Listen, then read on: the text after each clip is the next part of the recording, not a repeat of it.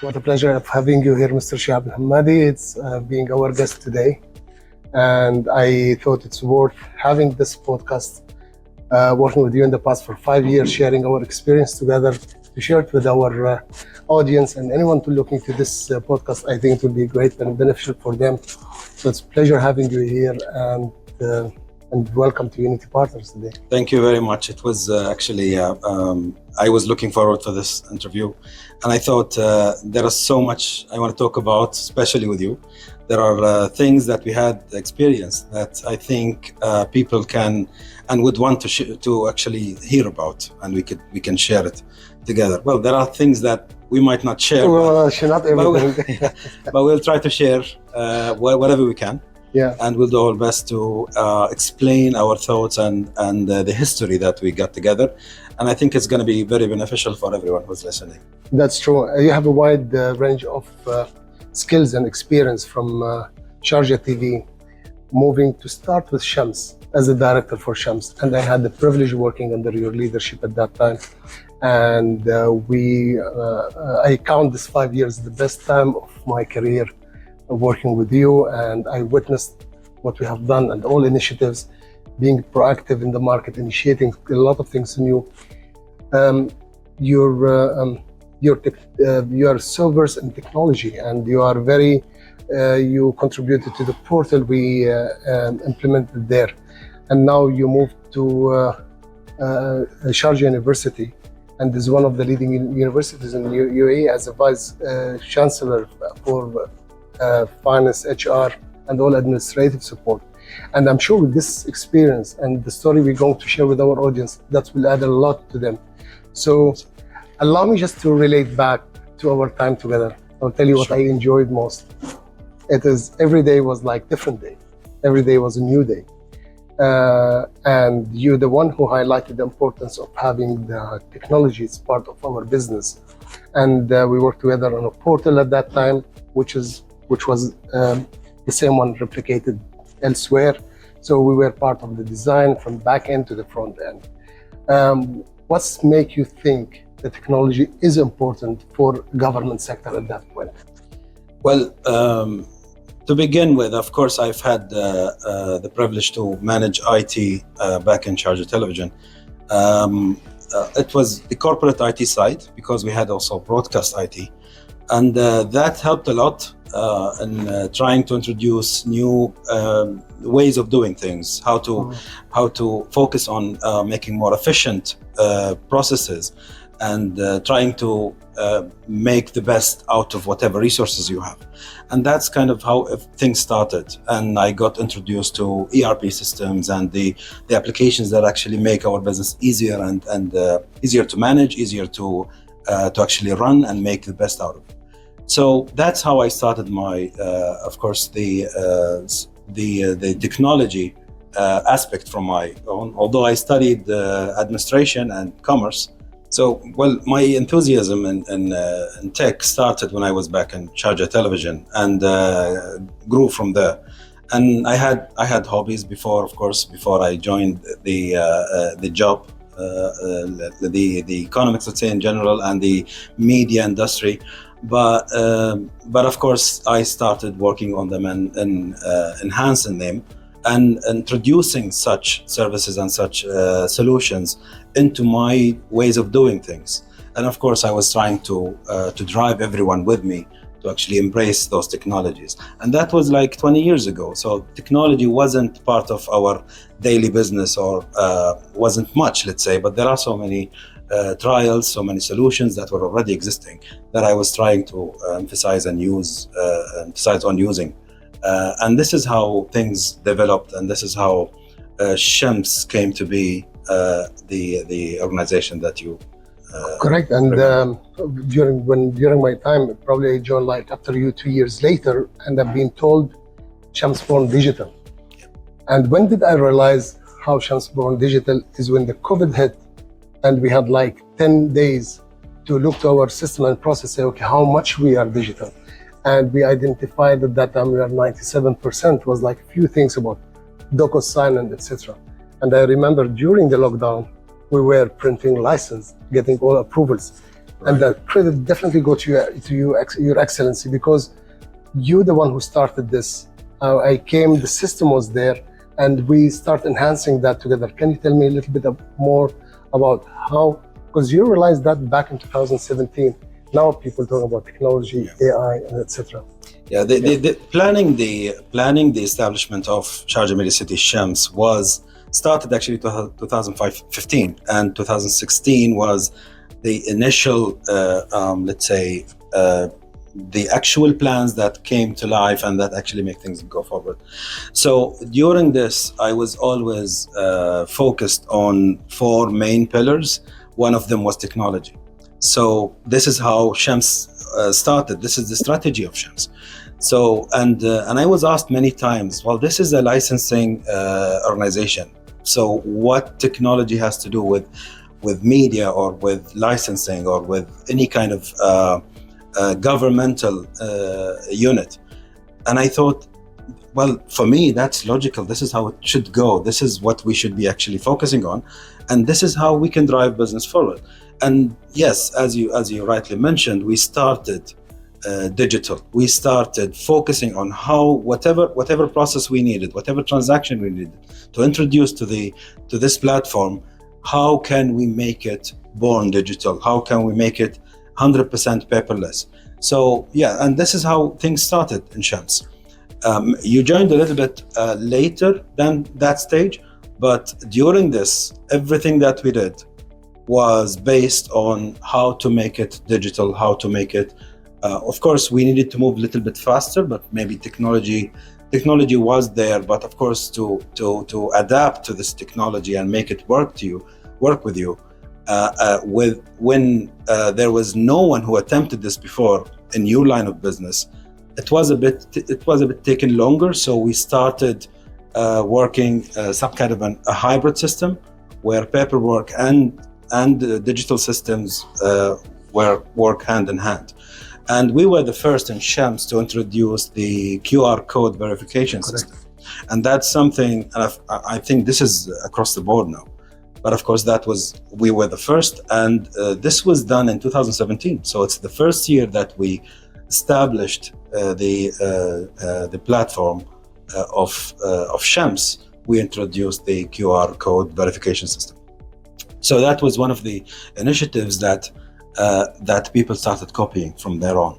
And of course, this is just the beginning. We just wanted to make sure that people reflect what we reflect as a technology organization is very clear to the outside world, because this is part of our brand. This is part of our strategy that we wanted actually to achieve, and I think we've achieved that in a very short period of time. That's true. And there are so many, let's say, good stories on how people started, let's say, sharing our ideas. I wouldn't say any other word, but yes, that was actually a success story. It is success when you are the first in the market coming, and the rest to follow. That's make you the leader. And having a leadership like yourself who's tech savvy, it's make it very easier when it's come to the system, because the business empowered by good leadership, good IT system, and advanced technology is a successful business. And that's what's made Shams stand out during your time and still shining. And it's a great free zone, I must say. And you definitely left legacy behind. Now, my next question to you, you moved to education, from media to media city to education. How you are applying, and I'm sure you definitely want the top, the best in class technology in any business you do. So is there any initiative you are working on currently? Anything you're looking at to make it better? 100%. Of course, that's the first thing that comes in my mind. Well, in my way of managing, I'd love always to embed technology in everything. And the first thing I noticed is that there are so much in the university that we can do, And of course, the university is not lagging behind by any means. It's number one in the Emirates, and it's number 4 and 5 in multiple aspects in the region. So in the education, the core business that we're doing, or that the University of Sharjah is doing, we're not lagging behind. We're really good. But what we really need to focus on, which I thought is what I am here to do, is how to embed technology into the daily business, how to make this organization run in the best way possible, and the most efficient and effective way possible to utilize the resources. So it's kind of the same way as I always think on how to manage, on how to drive business forward. But of course, the core business when it comes to education is a bit different, because that's a little bit away from what I used to have, what I used to know, the experience that I got across the 20 years of experience that I had before joining the university. And it's mostly about media. It's mostly about what the industry of media wants and drives forward to, and what's the cutting edge technology that is introduced into media industry. But now all I think of is how is this can be reflected on education, which is, well, at the beginning it was something new for me. But if you go back to the essence of it, it's quite the same. It's how to manage, how to pick the right tools to actually make it part of your daily work, and of course to drive people to embrace those new technologies. And I think this is the most difficult part of it. It's not how to introduce technology into the business, it's how to make people adapt to those technologies and to the normal ways of doing things, especially if you're doing things for 5 and 10 years. Yeah. Of course, it's going to be difficult for you to change those mindsets. So that's kind of... I can relate something to what you just said. Yeah. The good thing is about you and me, we've done this kind of similar role in different, where we both are HR experts and business support, and we've done it in different organizations. And when we talk about now, we just started a new venture called Up Next, and Up Next is about automated cut-edge HR technology, where I remember back days we used to screen hundreds of CVs, and that's time consuming, and sometimes we miss good talent. Now the good thing with the help of technology, and especially in AI, you put the job specification, you put the CV, and the AI filter or shortlist the right fit, the right candidate to organize. I would actually add to that. I would say that when you start your new business, wrapping your business around what is existing in technology, this works much better than actually starting the business and then try to introduce technology into it. So you see what's available out there. Like, for example, this is the right time to embrace AI. So you can start with whatever business you want, especially if you haven't started yet. That's the best thing you should be doing in this case, is to see what technologies are there to support my business. Because shifting to a new technology, new perspective of looking into how to provide the service is much more difficult than starting or basing your infrastructure on those technologies that already exist. So that's kind of steering a very large ship and steering a small boat. That's how people should think of, and I think you're doing the right thing. I checked, and I think that's whatever you're doing, you just keep doing it. That's right. Thank you very much. We tried as much as possible in Unity Partners to be up to date, and we look to the new enhanced technology, and everyone look to the existing CRM and everything. We try to look for cutting edge technology with the new startup. They have great ideas, and especially powered more by AI, and that's coming. There's a lot of products coming every single day, using the best in the class. It has the reputation security, giving the opportunity to new system or software. It's kind of risk. If you do, I think, in my opinion, if you calculate that risk and see the output, then that's long term and probably more beneficial. And what we say, if you want to stand out, if everyone is going right, go left. Yeah, exactly. And that's what we did. That's what we did in Shams. Yes. And that's what we did. Yeah. We really disrupt the industry. Yeah, 100%. You are a man of initiatives. You love a project, and every time you come, that's what I witnessed. You come with exciting project and something really keep everyone busy and enjoying what they are doing. having said that, Well, I wouldn't say everyone, but most of the people, we work on beautiful projects, you and me, and it was amazing. It was a great journey. I still cherish those days. Your Excellency, is there any new initiative that you would like to share with us, that's you running today, which is going to be different, that's take you left, not right? Well, for me, there are so many ideas I might want to share with you, but maybe with you personally, not with the public. But again, me getting a new direction in my life, a new career that actually takes me towards having, let's say, a new experience in the education sector. This has kind of reformed my way of thinking. That's the first time in my life I've actually changed or shifted to a totally different field, which is education. And I think this is where the old ideas, or the ideas that I had in mind that I wanted to implement, kind of kept, let's say, paused for some time, because I got busy actually adapting to the new systems and trying to, let's say, find new ideas and new things I can actually add to the new career that I have. So the ideas that I had, that I can share some with you, is more into media and what media can be actually supported. Actually, that's what I'm relating to, because you empowered women in Sharjah. You empowered young entrepreneur with the initiative at early stage, with special, before anyone start talking about the young entrepreneur. I think that's what was called the package we had has a name. Oh, you mean the one that we've helped Shara helped us with? Yes, it's Ghaya. Ghaya. Yes. So that's initiative. Now you are in education. You are in the support, but also you are in the C-level committee, where your idea counts even in your different discipline. And I see you contributing today. Knowing you, I know you would be contributing to how you can empower, or how the people can study entrepreneurship, how they can move to media. So this kind of initiative I was thinking of, because the initiative comes from you. It's coming from your solid background and experience. You bring it out back from your skills, set of skills and knowledge, and that's how you can. But I can think of entrepreneurship, how the student in the university can become an entrepreneur.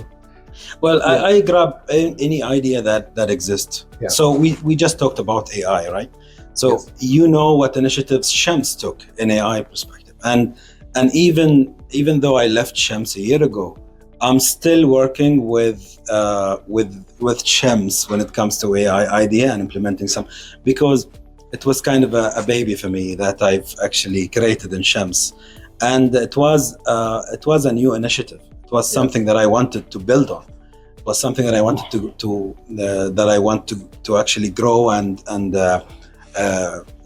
make it fruitful for Shams and for the industry. Although Shams was, yes, it was a media supporting entity, but we were the first to let's say embrace the AI technology into the business.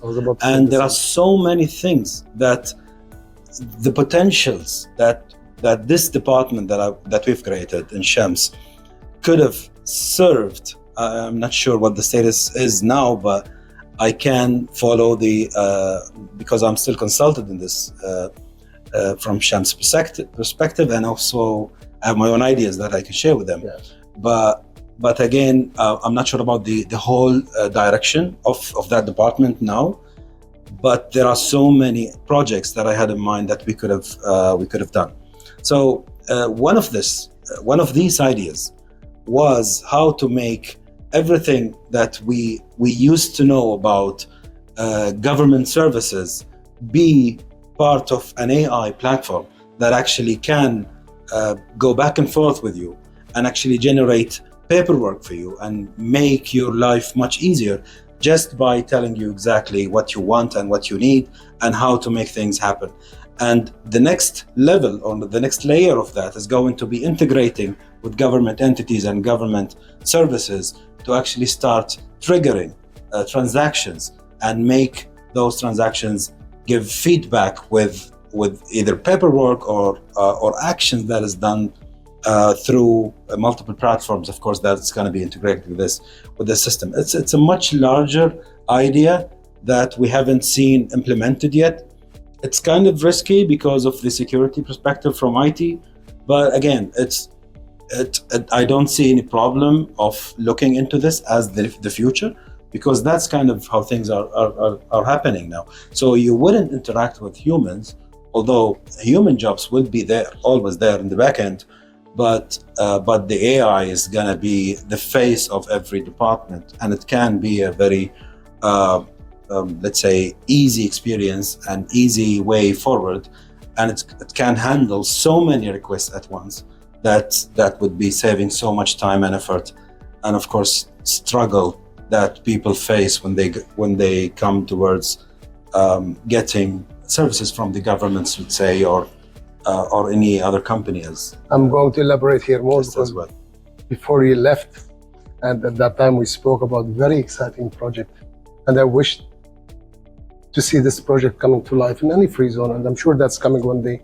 It's about the marketplace, because your vision was broader than task. Your vision was broader than a portal. You wanted to create a marketplace where the people sit, communicate, do business together, and bring this added value. Right. We don't see that yet in any of the respective free zone in UAE. And probably if someone who's listening to this one might take this idea and implement it, I would advise anyone to do it, because I think it is hanging fruit. Yes. Where any free zone or business, if they can use a marketplace where this ecosystem can talk together, it will be monetized, it will be an added value, they will have the benefits being part of the community. Yeah. So I'd like to... Well, I can elaborate a little bit on this, yes, but not too much. Well, of course, the idea is out there. And I think because I started talking about it in 2016, that was like correct. Long before we started Shams, and even after I started with the team, of course, started building Shams and structure and technology layer and the ecosystem that Shams was known for. That was always in mind, and integrating other departments was always in mind. We had this as the initial thoughts on how to make life easier for everyone who is actually going to establish a company.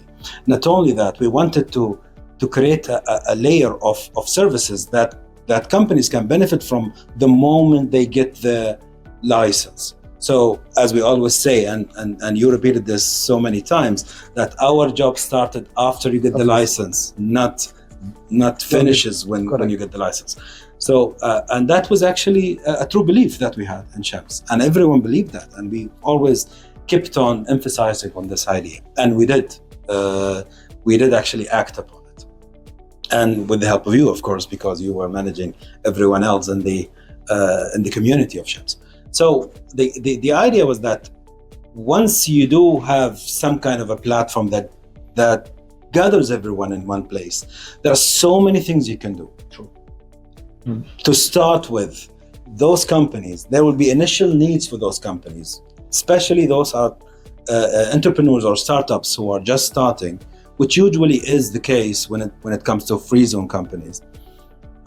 They would want a website, they would want a financial control system, they will want an HR system, they might want IT support system or IT support techs, let's say, in the back end that they can help them develop. So those services would be part of what we offer in that platform, and some of it was going to be for free, because once you launch into this system, the business model can help in this platform, that having this much let's say customers and this much companies opened, especially new companies, with those staff that are in those companies, you can monetize on this in any other aspect, 100%. but you can still provide free services.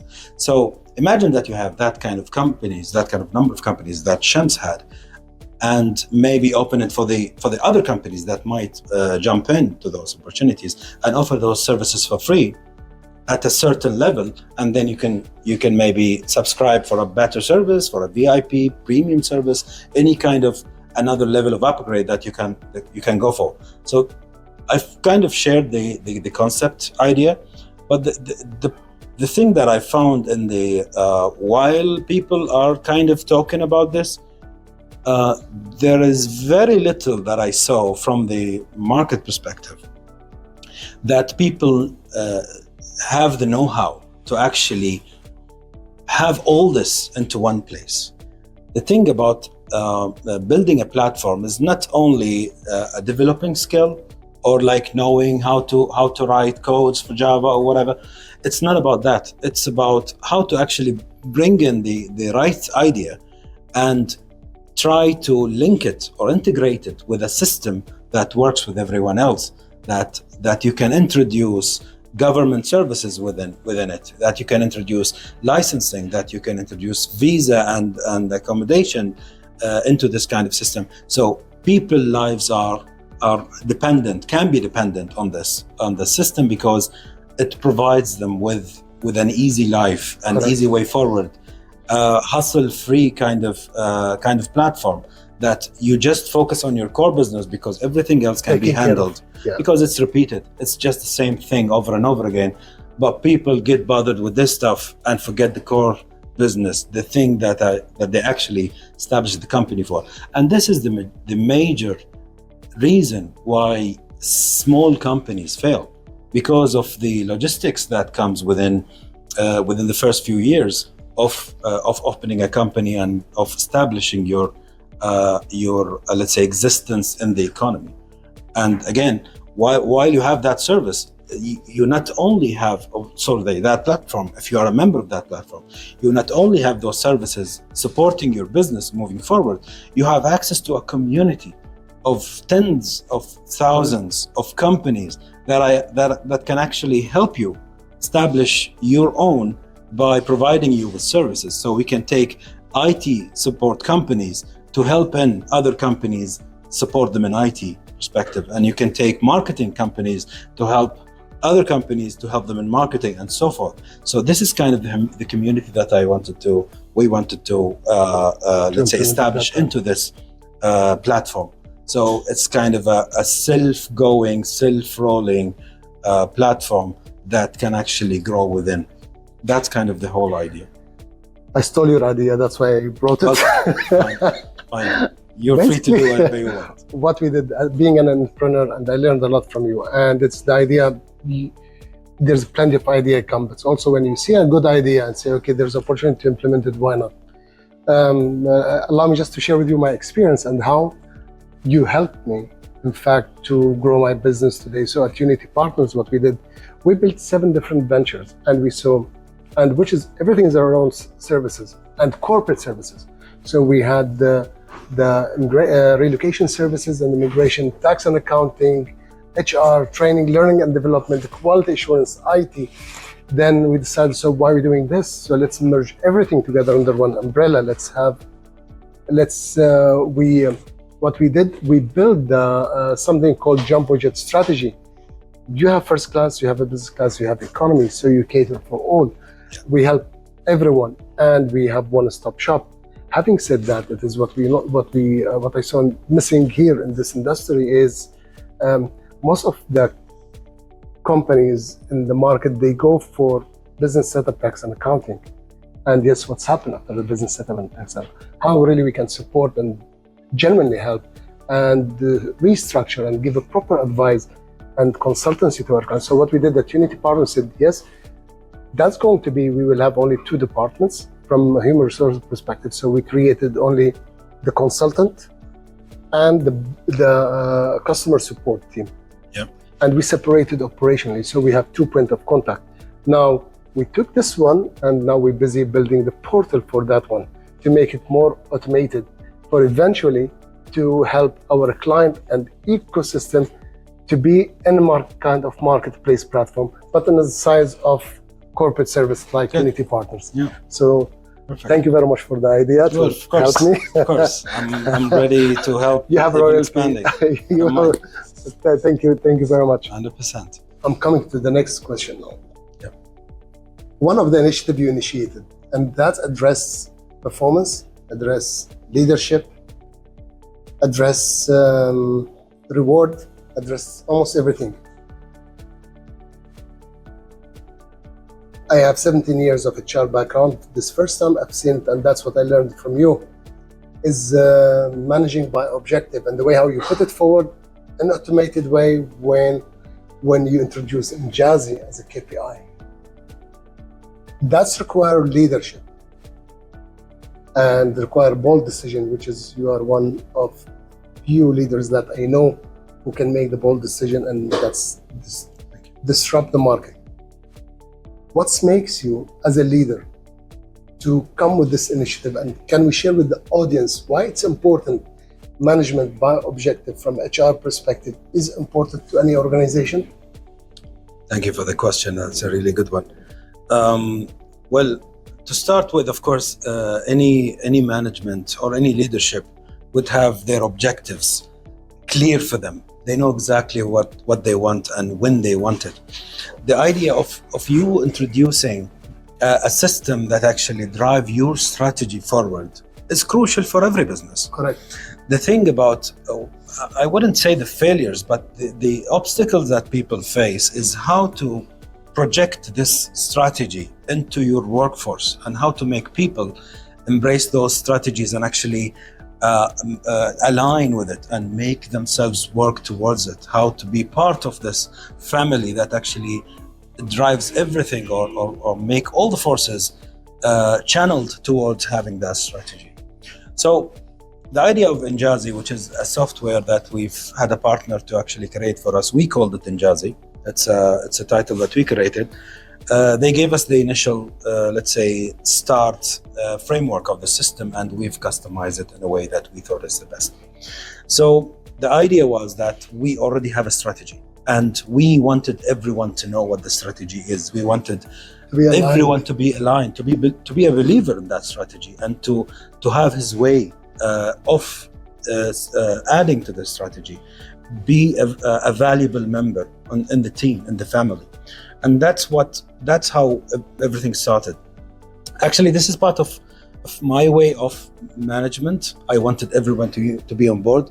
I'm always a person who you would understand the background behind every decision that I give. I never give someone a decision without explaining exactly why I gave that decision. Because I want him to know exactly what happened in my line of thought, so he can think the same and he gets the experience. Because one day I'm going to leave this position and you would know exactly why this decision was taken.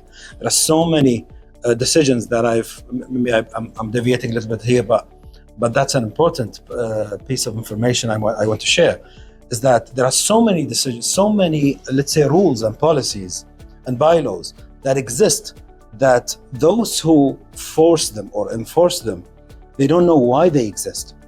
I always question, why do you have this rule? What's behind it? Let me know so I can help you.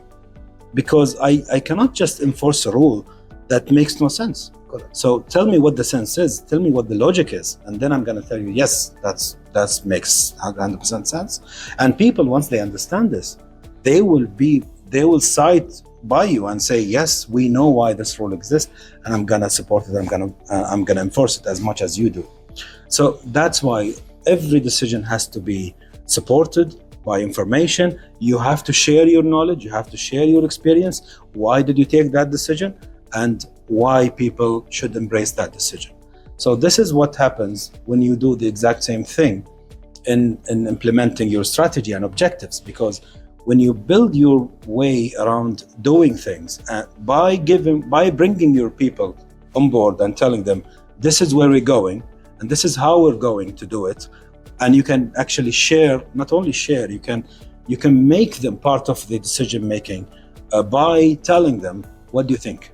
How do you think this is going to go? Is this the right way to do it or not? So once they get involved in this, they will have more stake into it, into making it happen. And they have ownership, 100%. You're right. So that's what drives businesses forward. This is why in 3 years' time, you can achieve the impossible, because all those who are with you can actually drive the ideas that you have as a leader. So Injazi, back to the main subjects. Sorry, I deviated. No, no, no. That's I very. took some time it's with good. it. So Injazi was it's a top-down approach, as we say in business. So it's kind of what the strategy is, what the vision is, of course, and this is where the strategy is actually built upon. What the strategy is built upon, and once we have that strategy in place, we know how to make that strategy happen, because you as a leader and your directors know, okay, from my perspective, this is how I can drive this strategy forward. And you start picking those main objectives that you want this strategy to be supported with, to be driven by. And from there on, you cascade your way down into smaller bits and pieces to know exactly how every member of the team would participate to actually deliver or his services or his efforts, his value add, going to support that strategy. And just by knowing from the employee perspective, just by knowing that what I'm doing and the objective that I have, the KPI that is in my mind to be delivered by the end of the year or by the end of the period, whatever that period is going to help in this strategy. Imagine how everyone is going to be part of the strategy. When you go to Shams, for example, and you ask them, what's the strategy of Shams? Everyone should know what the strategy of Shams is, because you're part of it. You know exactly what you're doing to support that strategy. So, well, you might need some time to actually be part of every other team effort into supporting that strategy. But from your perspective, you know exactly what you're doing and you know why you're doing it. Yeah, 100%. KPI was very clear. I would say your leadership approach was managing by objective, participative approach, actually. Empowering. You get the best ideas from the team and you take them on board. You give time to explain, and very rarely you find you should be patient. Leader, being patient is very actually important. you explain and you empower and you trust and you let the people go. That I think you've done with you and Dr. Khalid. You created an amazing workplace culture where the people are empowered to bring the best out of them, and that's what's made Shams stand out today. And I was privileged to be part of that one and witness what you have done. We were privileged to have you on board. Thank you. During this time, and I've had a very good experience with you myself, and I learned a lot. Thank you. I learned a lot from you. Believe me. More I'm stealing your ideas. This is not just a courtesy. No, I really learned a lot from you. Thank you. And I think what drives people, of course, is at the end of the day, what is it going to be my paycheck? What is going to be what's in it for me? And that's very important piece, because even if we say we want people on board and the leaders always drive people with them and kind of move them towards an objective, and but at the end of the day, what's in it for them? Why are they on board? You link it to the reward system. So that's why we've actually linked those objectives and the achievements to the bonus system, which of course happens in the majority of the business environment, which is kind of a weird, let's say, approach when it comes to government entities. But of course, I believed 100% in it, and I'm looking always for the simplest way of doing things, and that was also part of the contractual agreement with every staff member that joins Shams. I'm not sure what the situation is now, but again, this it proved success. Correct. So much that we did was part of the whole structure of the system, and that all came about by knowing what you want to do and how to do it, and actually started implementing those stuff. And as we mentioned at the beginning, it's not about doing what people succeeded doing.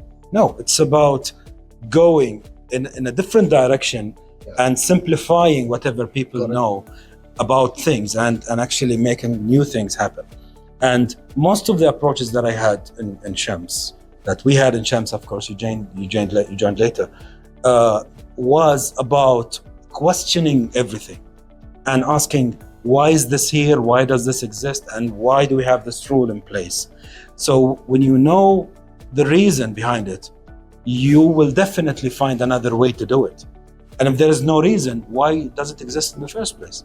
So that's kind of how things are built in the structure, in the backbone of what Shams represented. Correct. And again, Shams was a new entity.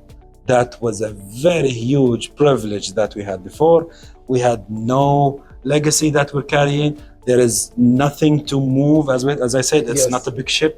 It's a small boat that I can just Easy arrange to whatever navigate. I want. And I was going on what my ideas and my approach of how to manage businesses in a trial and error basis. So it was very easy for me to say, well, I don't think it's working. Let's kind of modify Yes. it in a way. And in 3 years' time, everything was perfected, or from my perspective. Yes, it was. It was greenfield, and you applied the best international practice coming to government organization, and you made it on the top in all elements. Do you know where this objective came from? I will share with you a story, and a few people knows about it.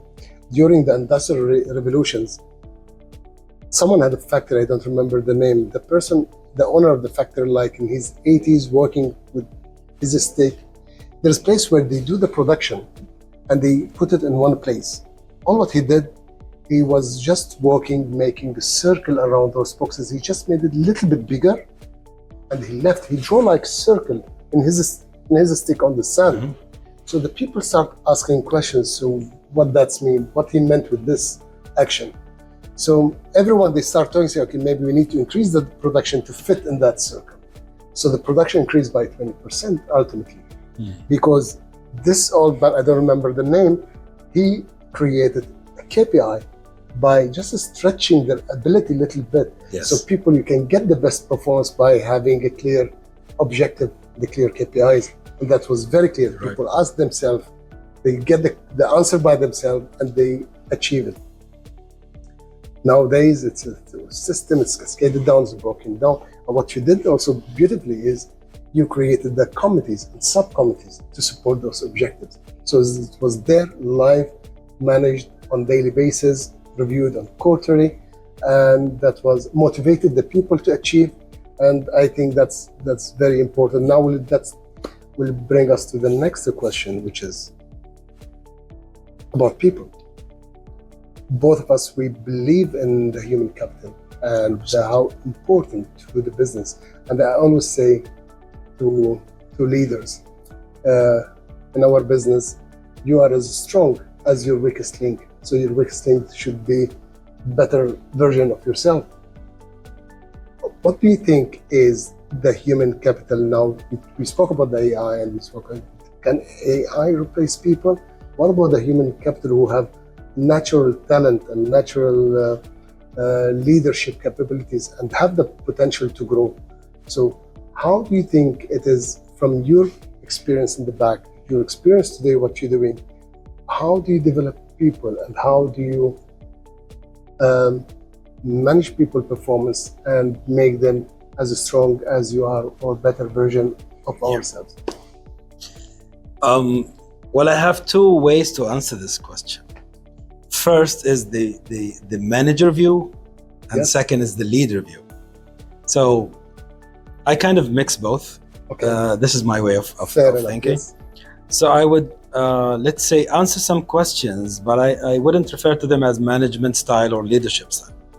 So you kind of find your way around them, or maybe your audience can. So first, I mentioned a little bit, just a little earlier about being patient. The patience with the staff is very important. There are so many people who can do, but don't know how to approach it, or there are missing certain skills that actually can make them be much more productive and much more valuable to the team.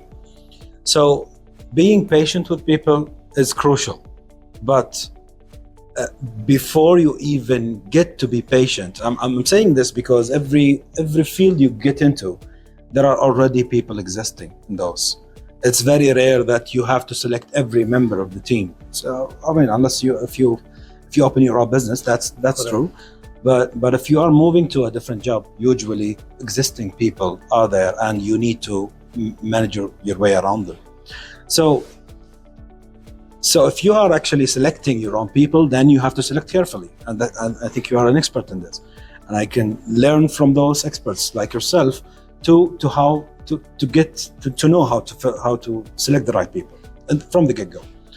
But then if you get into an environment that you already have people existing, there are so many people who have the time to learn, have the time to do, but they don't know what they need to do. And they don't know, even if they know what step by step of the job is, and they actually try to do or to create something out of those manuals, they don't actually, if you ask them a little bit, just one step further, what do you think this is for? What do you think we expect out of your job? They wouldn't answer. They don't know the answer for that, because they're used to do whatever they have in hand, whatever is in front of them, and they just follow the steps. That's it.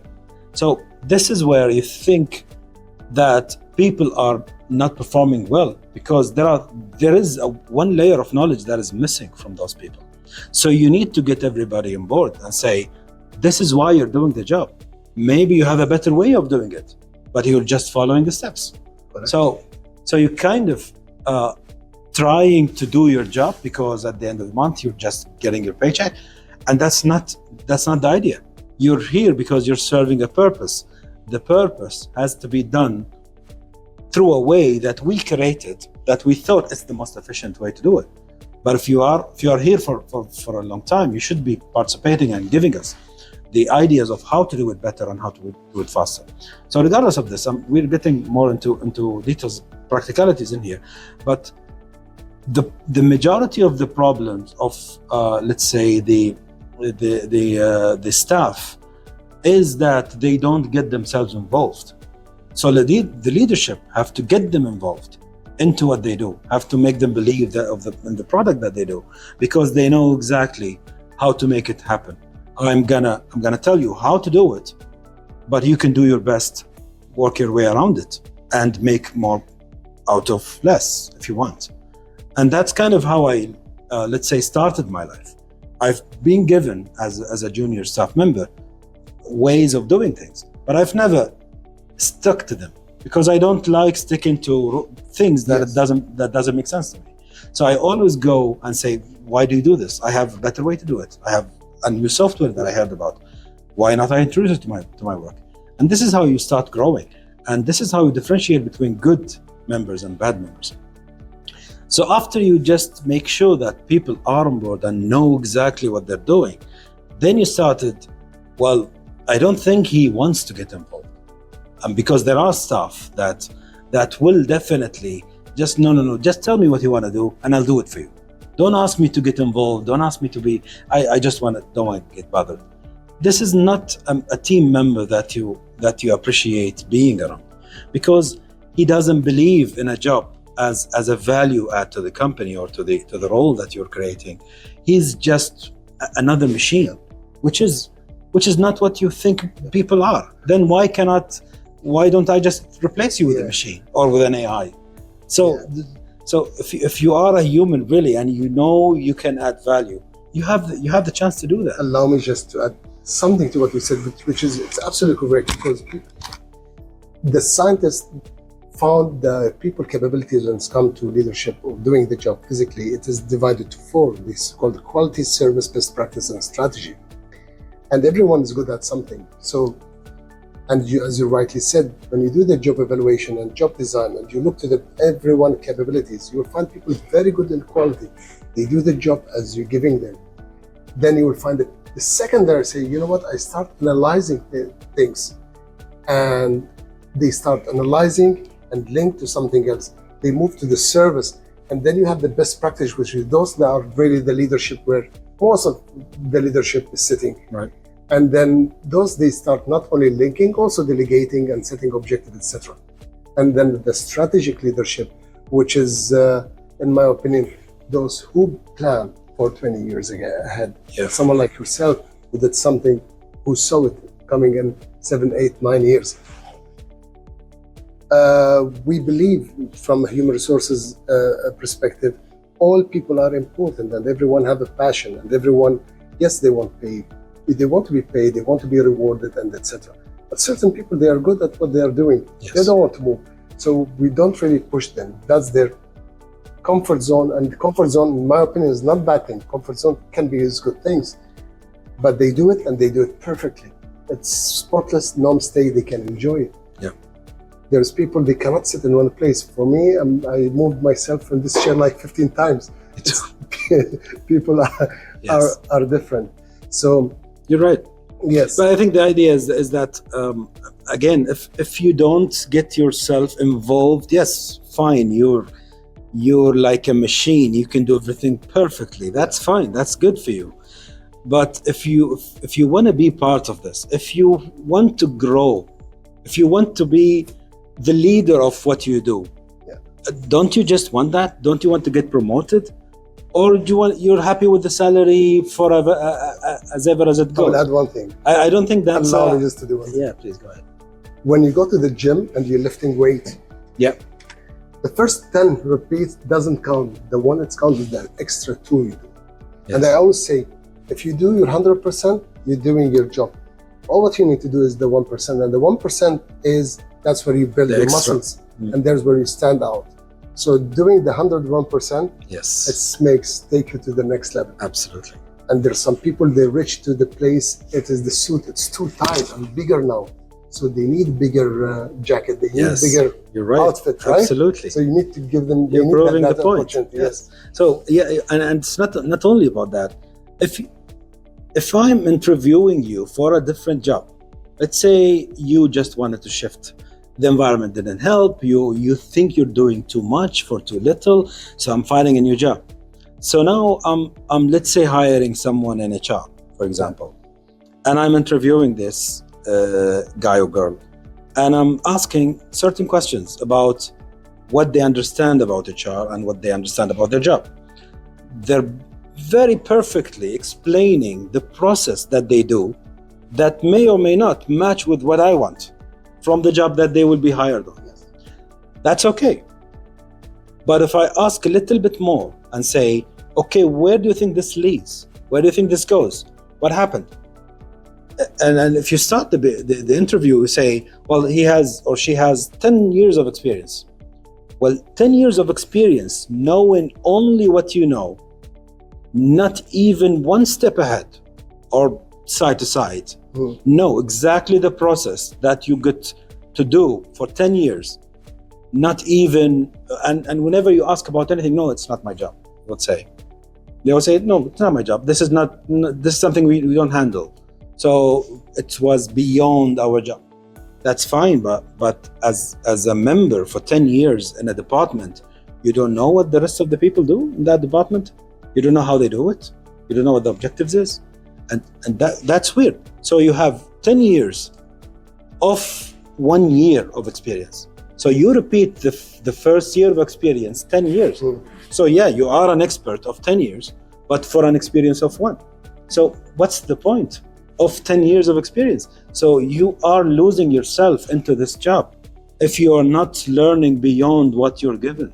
That's the problem of some of those mentality sets. Yeah. So I think that's I kind of try to give you examples on how I think of people who are not initiating the learning, let's say, program in their brains. Okay, let's learn more. I think this is what the weakness is. If they understand it, and if they know that they're losing a lot of time doing the exact same thing because they're not gaining experience, they would work a little bit harder on themselves. You know, that's coming from, I hear you perfectly, because that's coming from your genuine interest of people development. I know it's feel very painful when you want really to push the people up, and that's what you really want to do. Yeah. You develop the people, you build people capabilities, and you build the leadership in people. And you've been given so many, that's what I witnessed personally, you give the opportunity to people to excel and put their 100%. And that makes you happy and motivated when you see the people who your subordinate is growing and the tree is growing and becoming. Yes, but again, it's a good skill that you have to find those people. Yes. Because most likely well, not most likely, let's say have 50% of the chance Yes. of the time that they're gonna hide. Because usually management, and I can say this straightforward because I've experienced this for a very long time. Management, especially the government, let's say business line, do not like people who are very enthusiastic and they want to achieve and they want to grow fast, and they kind of press them. Well, I'm not saying they like the whole government. No, I'm saying some managers have this kind of mentality because they think you're kind of a threat for them. So those people with that experience would have that feeling, no, I'm not going to show myself. I'm just going to do what I do because I don't want to be struggling with my management, or I don't want my manager to be unhappy with me. Then he gives me a very bad performance. And I mean, this is a very old, let's say, problem, but it exists. It weirdly exists in this day and time that you would never believe. And advice I want to give to the audience. One of my former leader, he said something to me which is stuck in my brain, and that's helped me to become who I am today. He said to me, if you want to go up, you need to pull the person down up to your place. Yes. If there is no one can take your place, you will never go up. So that's a school of thought. Yes. But the other school of thought is, if you want to go up, you have to step on top of the rest, which is which is exactly the old mentality of management. I can also share with you something, because what you said, not everyone. We used to do, and that's, I'm going back to my previous experience, we run something, performance management system called 9 boxes. Mm-hmm. It's a very known system where in the 9 boxes you do the performance review, the annual performance review, and that can show you where the person stands in terms of performance. But few people will be identified as potential. So usually the potential could be really 5%. And if you have 5% potential leaders in the organization, that's healthy number, I would say. Yeah. Right.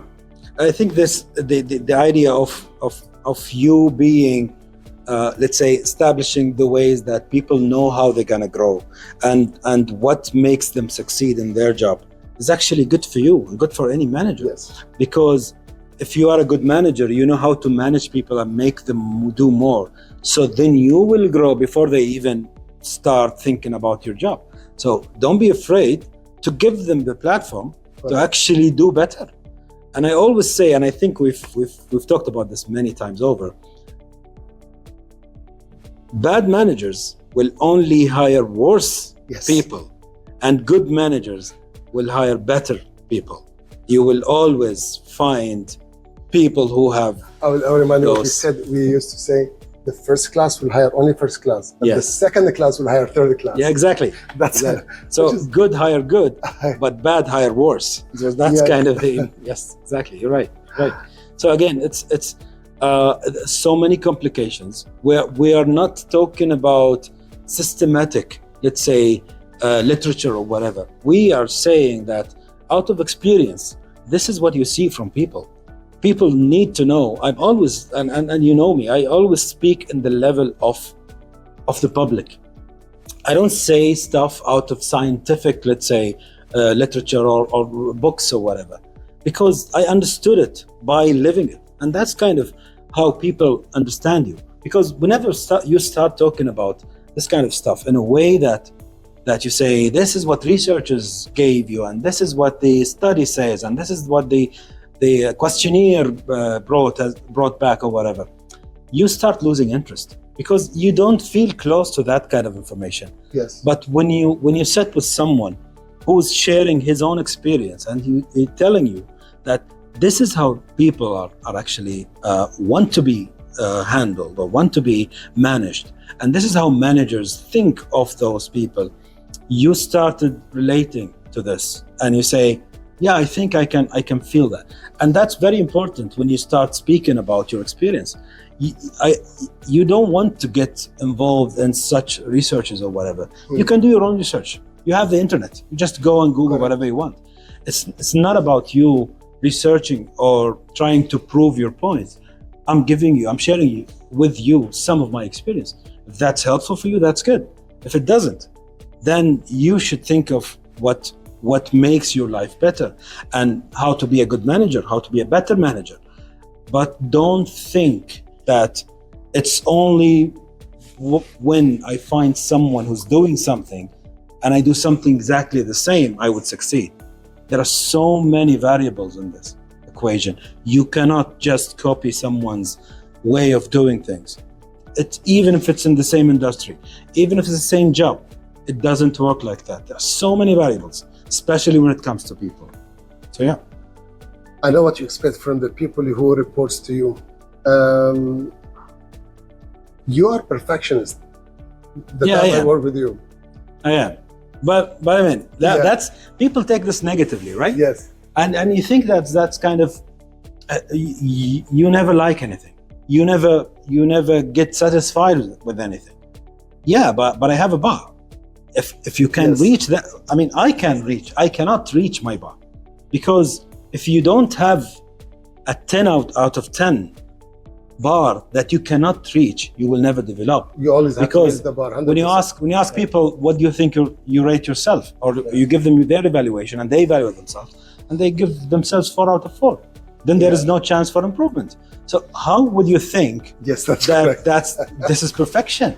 I mean, there are so many things missing in whatever you do. So yeah, I am a perfectionist, but I always say I am 100% happy with 7 out of 10. I know. That's what I know. I achieve 7 out of 10, I'm happy with myself. 8, 9, that's good, that's perfect. But well, I don't have place for 10. But yes, of course, if you have a 10, got 10, please shock me. They are on the wrong place. Shock me. Yeah, you're ahead of time. Yes, ahead of your time. But 7 is very satisfying. I don't mind it. And I always tell people, don't give me 5 and expect me to rate you as 8 and 9, because how would you think that you are doing less than expected? But again, working with perfectionists make you get the best skilled. Yes, actually makes you better person in thinking the right way.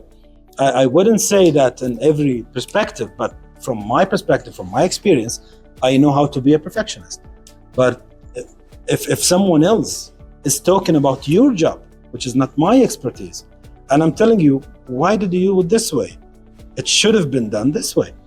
And being perfectionist in someone else's job helps them improve. That's true. Because for me, I'm not going to do this job, but I'm just telling you from my way of thinking that this might be helpful for you. You just go ahead and use it. So that's really helpful. And I love working with perfectionists because they always pinpoint the pain issues. And again, if you're thinking of quality, if you're thinking of branding, if you're thinking this is the thing that makes people succeed, that make companies succeed. Do you think Amazon or Google or Facebook, they just worked randomly and they accepted 5 out of 10 or 6 out of 10? No, they're perfectionists. They're engineers anyway. So they are perfectionists. I mean, it's in the blood. So only perfectionists can do something like this because they are attentive to details. They know exactly what they want and how they want it. That's how Elon Musk, for example, did his empire, and he's still building it. Correct. So yeah, because he's a perfectionist. Well, he's in the autism perspective, but regardless, this is his mentality. But you know what? It is diamond is not diamond when it's cut. It's not diamond when it's refined. It's not diamond when it's become diamond only when it's shined and polished. Yeah. And that's to get that one, and you need to cut it. And that's very painful process. Yes. But guess what? People end of the day will shine. And why I came with this, because we have a program called Shine program for those potential. And really they have the capabilities and etc. Our new venture or our human resources arm called Up Next is not about today. It's what next. Yes. And when we reach to the next, what's going to be next? To be up to date with the best HR practices and etc. And that's what the Unity Partner is proud of. It is focusing on human resources or human capital, we call it, as the key factor for success in the business. And performance management, and performance development is a key element of that one. Yep. But I will never you've been very hard on yourself when you, the way how you explained, because myself, I witnessed the internal growth and employee development in the organization. You don't speak about it, but that's reality. We see it. Probably that's coming from your perfection approach, where you get really the best out of the people, make them really shine like a diamond. Yes. But again, I've always tell people that clearly, and I'm very transparent with people, as you know me. I always say I want to handle your membership to this staff, to this company, as I wanted to be handled myself when I was in your age and when I was in your position. Because I always thought, if the managers do this, if my line manager do that, if the top management do this, it would have made my life much better. So whenever I had the chance, I would implement my ideas right away, because I know it will make my staff life much better, much easier. And that's kind of, I always talk to people about and tell them, I faced what you're facing and I know how to make your life easier. That's why I'm trying my best to make your life easier. And that's how I will drive you. I wanted, and maybe if you interact with the people who worked for me and under me, you would know that this is how I speak with them. I always encourage them to take any chance. And whenever they wanted to do something, I would say, the field is yours. Go ahead and do whatever you want. I will support you with that, because you might be, although it might not support my business, but it might be your career, it might be your future. So I want to give you that opportunity to actually, as you mentioned, shine in your area. Yeah, you're 100%. I've seen that, and you've done it, and I think your desire to perfection made the best system, the best workplace, and etc. And overall, and the initiative that you came with. Before we conclude this, I want to allow me to ask the last question, which is, when it's come to human capital, their generations, the human capital, from moving, let's talk about the millennial, and now we are living with the Gen Z. Gen Z. We're moving to Alpha coming in a few years, and everyone, they manage differently and they adapt to workplace in different ways. Yes. So at our work, we have diverse workforce, where people from millennial to Gen Z. Alpha we didn't hire yet; they are still babies, but they're coming up. Yeah. Still, they have expectations at workplace. Yes. For them, its workplace is not only paycheck; it is way of life. It is purpose why I wake up in the morning. So, well, that's the kind of tricky question. I don't know how. It's not. Yeah. It's a bit away from, let's say, business perspective. It's more like a household dilemma, yes. if I may say. So my experience and yours is quite the same. Yes, we've struggled in our early teenhood, and we kind of worked our way towards having a job and buying a car and so forth. Correct. It was a struggle. Our families were not, let's say, raised to have this kind of luxury available for us. This is not their role. This is not what they thought their role is. So correct. The moment you reach 12, 13, you started struggling with your life. You don't know what to study. You don't know what to, and your parents cannot help you. Well, most of cases, yes. I mean. So you have to find your own way. So from early on, you started getting experience from life. Maybe you started growing white hair as I did in my 20s. So my point is, this is not the life that Gen Z or Gen X or now Gen Alpha who was like our children. This is not the life that they're living. This is they have it easy. They have it easy, and I think, well, let's say the majority. I'm talking about the majority because before the majority was struggling, and now the majority have it easy. So they getting exposed to the new technologies.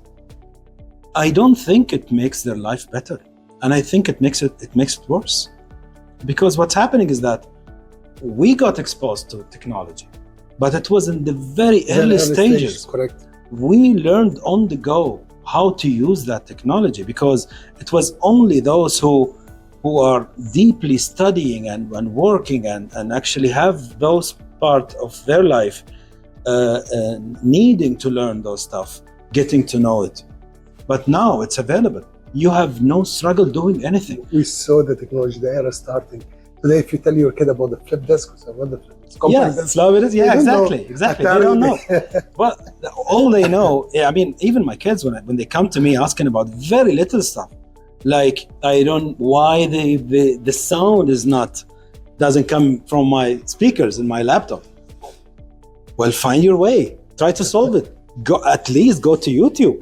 We used to have this issue, and we dig deep into the.